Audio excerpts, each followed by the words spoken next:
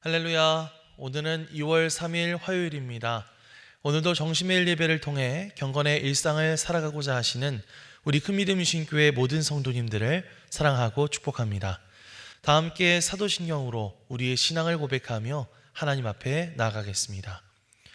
전능하사 천지를 만드신 하나님 아버지를 내가 믿사오며 그 외아들 우리 주 예수 그리스도를 믿사오니 이는 성령으로 잉태하사 동정녀 마리아에게 나시고 본디오 빌라도에게 고난을 받으사 십자가에 못 박혀 죽으시고 장사한 지 사흘 만에 죽은 자 가운데서 다시 살아나시며 하늘에 오르사 전능하신 하나님 우편에 앉아 계시다가 저리로서 산자와 죽은 자를 심판하러 오시리라. 성령을 믿사오며 거룩한 공회와 성도가 서로 교통하는 것과 죄를 사하여 주시는 것과 몸이 다시 사는 것과 영원히 사는 것을 믿사옵나이다. 아멘. 다 함께 찬송가 384장 찬양하시겠습니다.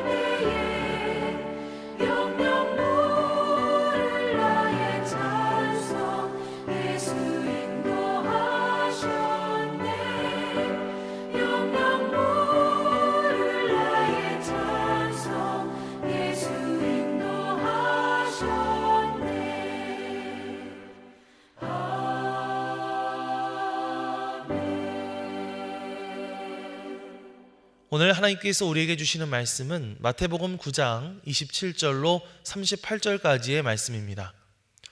예수께서 거기에서 떠나가실새 두 맹인이 따라오며 소리질러 이르되 다윗의 자손이여 우리를 불쌍히 여기소서 하더니 예수께서 집에 들어가심에 맹인들이 그에게 나오거늘 예수께서 이르시되 내가 능히 이 일을 할 줄을 믿느냐 대답하되 주여 그러하오이다 하니 이에 예수께서 그들의 눈을 만지시며 이르시되 너희 믿음대로 되라 하시니 그 눈들이 밝아진지라. 예수께서 엄히 경고하시되 삼가 아무에게도 알리지 말라 하셨으나 그들이 나가서 예수의 소문을 그 온 땅에 퍼뜨리니라. 그들이 나갈 때에 귀신 들려 말 못하는 사람을 예수께 데려오니 귀신이 쫓겨나고 말 못하는 사람이 말하거늘 무리가 놀랍게 여겨 이르되 이스라엘 가운데서 이런 일을 본 적이 없다 하되 바리새인들은 이르되 그가 귀신의 왕을 의지하여 귀신을 쫓아낸다 하더라. 예수께서 모든 도시와 마을에 두루 다니사 그들의 회당에서 가르치시며 천국 복음을 전파하시며 모든 병과 모든 약한 것을 고치시니라. 무리를 보시고 불쌍히 여기시니 이는 그들이 목자 없는 양과 같이 고생하며 기진함이라. 이에 제자들에게 이르시되 추수할 것은 많되 일꾼이 적으니 그러므로 추수하는 주인에게 청하여 추수할 일꾼들을 보내주소서 하라 하시니라. 이는 하나님의 말씀입니다. 아멘. 할렐루야. 오늘도 말씀을 듣는 여러분의 심령 가운데 성령님의 감동이 함께하여 주시기를 간절히 축원합니다. 우리의 인생은 수많은 만남의 연속입니다. 어떤 만남은 그저 스쳐 지나가는 바람 같지만 또 어떤 만남은 한 사람의 인생을 송두리째 바꿔놓기도 하죠. 오늘 우리가 함께 읽은 마태복음 9장 말씀에서는 예수님께서 길 위에서 만나셨던 어떤 영혼들의 이야기가 나와 있습니다. 당시 예수님이 걸어가시던 길은 결코 조용한 산책길이 아니었습니다. 수많은 군중들이 예수님을 애워싸고 밀치고 어떻게든 주님의 옷자락이라도 한번 만져보겠다고 아우성치던 굉장히 소란스러운 현장이었죠. 그런데 그 소음과 먼지 속에서도 주님의 발걸음을 멈추게 한 그런 사람들이 있었습니다. 오늘 본문 말씀을 보면 두 맹인, 그러니까 두 명의 시각장애인이 예수님을 뒤따르며 소리 높여 외치는 것을 볼 수가 있습니다. 27절 말씀을 함께 볼까요? 예수께서 거기에서 떠나가실새 두 맹인이 따라오며 소리 질러 이르되 다윗의 자손이여 우리를 불쌍히 여기소서 하더니, 당시 유대 사회에서 이 시각장애인으로 살아간다라고 하는 것은 단순히 육체적인 불편함을 넘어서 더한 고통을 느껴야만 하는 일이었습니다. 그것은 한편으로 경제적으로 굉장히 궁핍하게 살았다는 것을 의미하기도 하고요. 또 종교적으로 봤을 때에는 하나님의 저주를 받은 사람이라는 낙인 속에서 살아야 했던 삶이었죠. 어떻게 보면 그들은 정말 철저히 어둠 속에 갇힌 존재들이었습니다. 자, 그런데 그들이 예수님을 보면서 뭐라고 부릅니까? 다윗의 자손 예수여 라고 부르고 있죠. 이것은 예수님을 구약에서 예언된 메시아로 인정하는 신앙의 고백입니다. 그러니까 그들의 육신의 눈은 비록 감겨 있었지만 그들의 영적인 눈은 이미 예수님이 누구인지를 꿰뚫어 보고 있었다는 것이죠. 자, 그런데 예수님께서 어떻게 반응하십니까? 그들이 길가에서 소리를 지르는데 예수님은 즉시 그들을 고쳐주지는 않으셨습니다. 오히려 그들을 뒤로 한 채 어느 집으로 들어가시게 되는데요. 앞이 안 보이는 사람들에게 누군가를 따라서 집 안으로 들어가는 일은 굉장히 힘겨운 과정이었을 것입니다. 문턱에 발이 걸릴 수도 있고요. 또 사람들에게 치일 수도 있었겠죠. 그런데 그들은 포기하지 않고 집까지 따라 들어가게 됩니다.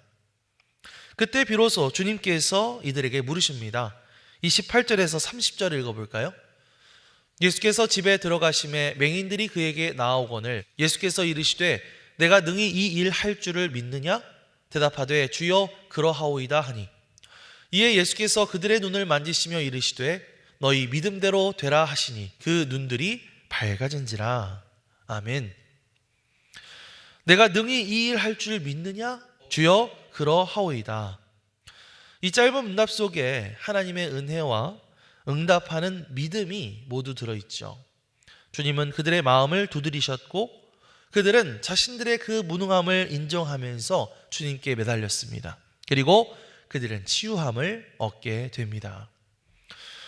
우리가 이 맹인들의 모습을 통해서 얻을 수 있는 교훈은 무엇일까요? 바로 자기 직면에 관한 것이죠. 이 사람들이 치유를 경험할 수 있었던 출발점이 무엇인가? 자신들은 아무것도 볼 수 없는 전적인 무능력자다라는 사실을 인정하고 주님의 자비를 구하는 일이었습니다. 오늘날 우리는 너무나 많은 것을 보고 산다고 그렇게 착각합니다. 정보가 넘쳐나고 지식이 풍부하지만 정작 내가 주님 앞 없이는 한 치 앞도 내다볼 수 없는 그런 연약한 존재라는 사실, 또 내가 엄청난 죄인이라는 사실은 보지 못할 때가 많죠. 뭐 나 정도면 괜찮지, 이 정도면 뭐 잘 살고 있는 거 아니야? 하는 그런 영적 교만이 우리의 눈을 가리고 있지는 않습니까? 자기를 직면하는 일, 내 자신의 모습을 똑바로 들여다보는 일은 참 고통스러운 일입니다. 나의 부끄러움과 한계를 마주해야 하는 일이 될 수도 있기 때문이죠. 하지만 내가 제대로 보지 못한다는 사실, 나는 연약하다는 사실을 직면하고 인정하게 될 때에 비로소 거기에 주님의 빛이 비추어 오기 시작하는 것입니다. 이번 한 주간 여러분들의 삶 가운데서 나의 힘으로는 도저히 해결할 수 없는 영역, 그것이 과연 무엇인지 정직하게 주님 앞에 내어놓으시기 바랍니다. 나의 연약한 의지의 문제, 또 나의 연약한 죄의 문제를 하나님 앞에 솔직하게 고백하며 나아가시기 바랍니다. 주님, 저는 볼 수 없습니다. 주님, 저는 너무나 연약합니다. 나를 불쌍히 여겨 주시옵소서. 주님 앞에서의 이 겸손한 고백을 통해서 여러분들의 닫힌 눈이 열려지는 놀라운 역사를 경험할 수 있는 그런 저와 여러분들 되시기를 주님의 이름으로 간절히 축원합니다. 자, 그렇게 두 맹인이 눈을 뜨고 난 뒤에 곧바로 또 다른 사건이 이어지게 되는데요. 32절 이하의 말씀을 보면 사람들이 귀신 들려 말 못하는 사람을 예수님께 데려오게 됩니다. 예수님께서 귀신을 쫓아내시자 평생 침묵 속에 갇혀있던 그 사람의 입이 열려 말을 하기 시작하죠. 33절 말씀을 함께 볼까요? 귀신이 쫓겨나고 말 못하는 사람이 말하거늘 무리가 놀랍게 여겨 이르되 이스라엘 가운데서 이런 일을 본 적이 없다 하되. 한편으로 이 사건은요, 이 영적인 억압이라고 하는 것이 인간의 소통을 어떻게 가로막는가를 보여주는 말씀이라고 할 수 있습니다.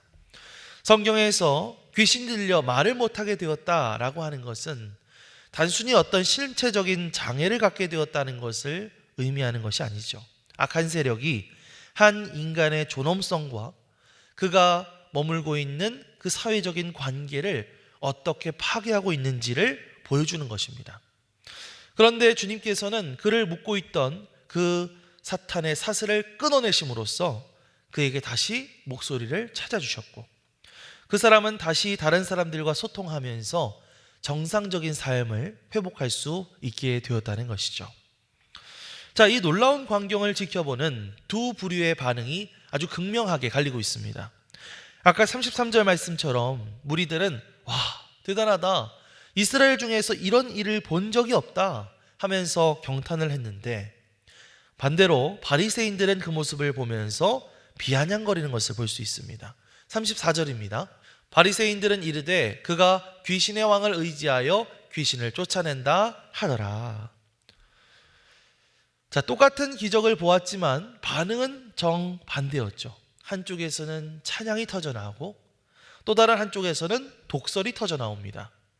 바리새인들의 입술은 여전히 악한 영의 지배 아래 있었던 것이죠. 그들의 마음이 이렇게 삐뚤어지고 왜곡되어 있으니까 주님의 그 거룩한 역사, 거룩한 사역조차도 잘못된 것으로 왜곡시켜버리는 그런 모습을 보게 되는 것입니다. 그들의 입술은 열려 있었지만 거기서 나오는 말은 죽어있는 말, 악한 말뿐이 없었던 것이죠. 사랑하는 성도 여러분, 우리가 하는 이 말, 이 언어라고 하는 것은요, 우리의 영혼의 상태, 우리의 영적인 상태를 반영하는 거울이라고 말할 수 있습니다. 감리교회 창시자 존 웨슬리 목사님은 그리스도인의 완전을 이루기 위해서는 우리의 말이 거룩해져야 한다라는 것을 강조했는데요.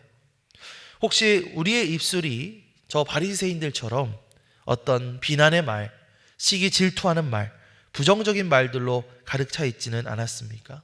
자꾸만 누구를 깎아내리고 공동체의 화평을 깨뜨리는 말들을 자꾸만 하고 있었다면 그것은 어쩌면 우리가 영적인 억압 아래에 여전히 머물고 있다는 그런 뜻일 수도 있습니다. 오늘 하루 우리 입술을 좀 거룩하게 구별할 수 있었으면 좋겠어요. 비난의 입술을 닫고 찬양의 입술을 여시기 바랍니다. 내가 만나는 이웃들을 자꾸만 격려하고 세워주는 말을 해주시기 바랍니다. 우리가 성령 충만함을 힘있게 될 때에 우리의 언어는 사람을 죽이는 도구가 아니라 세상을 치유하는 도구요, 세상을 다시 일으키는 도구로 쓰임받게 될 줄 믿습니다. 오늘 하루 우리가 머무는 가정과 또 우리가 일하는 일터와 또한 교회 공동체, 사역의 현장 가운데서 우리가 끊임없이 이 거룩한 말로써 사람들을 계속해서 살려나가는 그런 저와 여러분들이 되시기를 주님의 이름으로 간절히 축원합니다. 마지막으로 본문 35절 이하의 말씀을 보면 예수님께서 모든 도시와 마을을 두루 다니시며 가르치시고 복음을 전파하시고 또 모든 병과 약한 것을 고치시는 모습을 볼 수가 있습니다. 자, 우리 36절에서 38절 말씀을 함께 볼까요? 무리를 보시고 불쌍히 여기시니 이는 그들이 목자 없는 양과 같이 고생하며 기진함이라. 이에 제자들에게 이르시되 추수할 것은 많되 일꾼이 적으니 그러므로 추수할 주인에게 청하여 추수할 일꾼들을 보내주소서 하라 하시니라. 아멘. 자, 여기서 36절 말씀에 불쌍히 여기시니 라는 말이 있습니다. 이 불쌍히 여기다 라는 말의 원어의 의미를 살펴보면요, 이것은 단순히 좀 마음이 안 좋은 그런 수준이 아니라 정말 창자가 끊어지는 듯한 그런 아픔을 의미한다고 해요.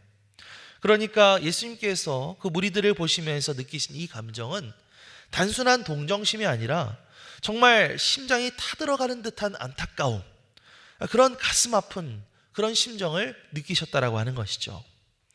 그래서 예수님이 제자들에게 뭐라고 말씀하십니까?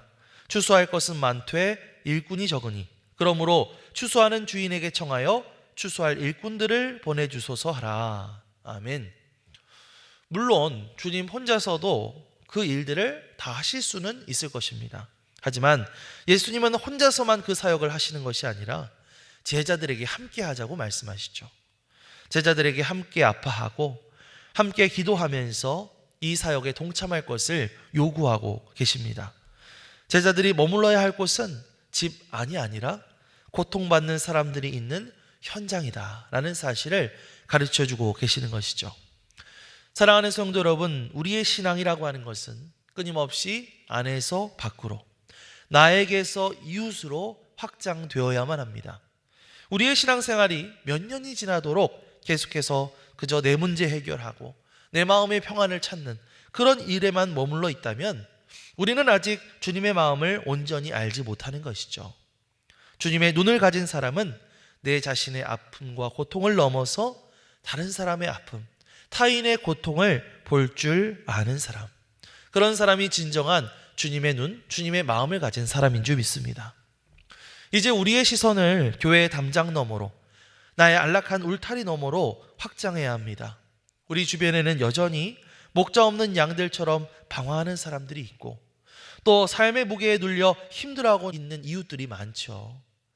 그들을 향해서 왜 저렇게 사나 하고 비난하기 전에 먼저 주님의 눈으로, 주님의 마음으로, 긍휼의 마음으로 그들을 바라보시기 바랍니다. 우리가 바로 추수할 일꾼들이고 바로 그들이 추수해야 할 곡식입니다. 오늘도 주님의 긍휼을 마음에 품고 세상 속으로 그 주님의 말씀 붙잡고 적극적으로 나아갈 수 있는 그런 저와 여러분들 되시기를 주님의 이름으로 간절히 축원합니다. 아멘. 기도하겠습니다. 사랑과 자비가 풍성하신 하나님, 오늘 말씀을 통해 우리의 닫힌 눈과 입을 열어주시고 주님의 마음을 알게 하여 주심에 감사를 드립니다. 우리가 영적인 교만을 내려놓고 주님 없이는 아무것도 할 수 없는 죄인임을 정직하게 직면하게 하시고 오직 주님의 자비만을 구하는 겸손한 믿음을 허락하여 주시옵소서. 우리 입술의 모든 부정함과 비난을 씻어주시고 만나는 이웃들마다 격려하고 세우며 주님의 살아계심을 찬양하는 거룩한 언어의 주인공들이 되게 하여 주시옵소서. 우리가 이제 주님의 부르심에 응답하여 이 세상이라는 추수 현장 가운데 나아가 주님의 사랑을 실천하는 신실한 일꾼 되기를 결단합니다. 우리를 통해 하나님 나라의 회복과 기쁨이 온 땅에 전해지게 하여 주시옵소서. 감사드리며 우리 주 예수 그리스도의 이름으로 기도드리옵나이다. 아멘. 하늘에 계신 우리 아버지여, 이름이 거룩히 여김을 받으시오며 나라가 임하시오며 뜻이 하늘에서 이루어진 것 같이 땅에서도 이루어지이다.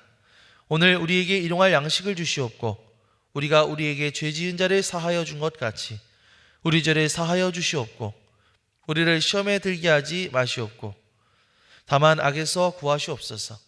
나라와 권세와 영광이 아버지께 영원히 있사옵나이다.